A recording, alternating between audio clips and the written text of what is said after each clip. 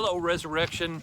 November the 19th. It's time for our Thursday talk. It is a beautiful day in my backyard, a little breezy, just the right temperature, maybe a little cooler for the fall, for the week before Thanksgiving, but it's pretty nonetheless. Time for our Thursday talk, and I am still stuck in the house because we are still waiting for those dadgum test results for Kim. You know, it's a 24-hour test and we're on, like 96 hours now and we're still waiting for it, which I could get aggravated until I stopped to think about all the people who are calling the lab and the health department and all the people who really are working hard right now and just wearing them out over their test results. I actually feel sorry for them a little bit. They're swamped. They are absolutely overloaded, and I cannot be angry about that.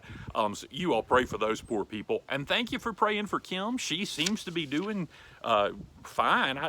She's at 98%, or at least she seems on the outside. She's tougher than I am, as you all know. But she ran fever for a few days. She never had the cough.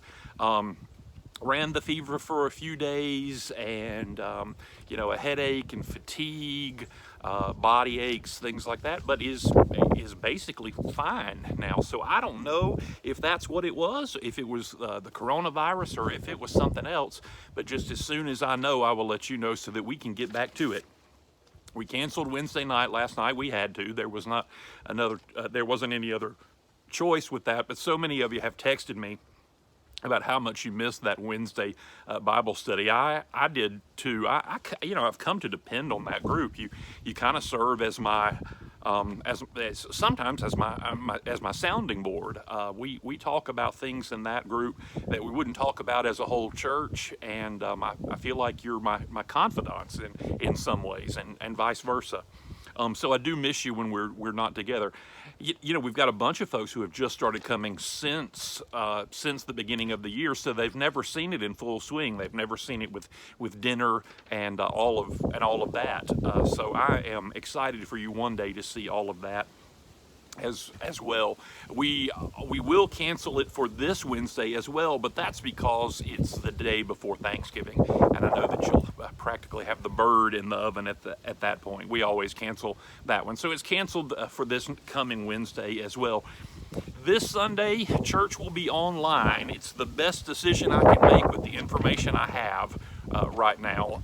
We did it on the spur of the moment last week, and we did have a few folks that showed up for Sunday services because they had not gotten the announcement, and I am so sorry. I hate that. Everybody was awfully nice about it, but I hate it when that happens. I don't like it at all, so I do apologize to you all that we had to do that. So we will be online only this Sunday as well. I hope to goodness we can be back to it the following Sunday, which will be Advent 1, the Sunday after Thanksgiving, but we shall see. I don't have too many announcements to give to you. Many of you are asking about funeral arrangements for Nan and funeral arrangements for Lynn Kelly as well. It looks like both of those funerals are going to be maybe sometime mid-December. I'm not sure how many people will be able to have in attendance, but I do know that if they have to be small events, that we can have a larger memorial service where everybody comes together, our whole church family comes together later on or early in the year next year, as soon as we're able to do that. So I don't want anybody to feel like they've been left out. I feel like we did not do justice to our dear Emmett Dozier when he died. I really feel like the church didn't have a chance to say goodbye to him because of all the restrictions. But we will certainly have an opportunity to say our goodbyes and to tell the good stories for all of those folks who we have lost this year. Tough times. Hey, did you hear that Dolly Parton was one of the chief benefactors for the new Moderna vaccine. Makes me love her even more. I've always loved her, but Moderna has got looks like a very promising vaccine. Pfizer's got a vaccine that's coming as well. It looks like there's light at the end of the tunnel, folks. We know that there is. We've always known that. Easter always comes after Good Friday. Don't you doubt it for a second. I love you. It was a rough week last week. We will have rough weeks in the future. They may be few and far between, or they may be more common than we want them to be.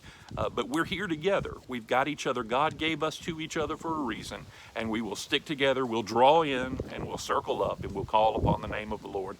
I love you. I'll see you soon.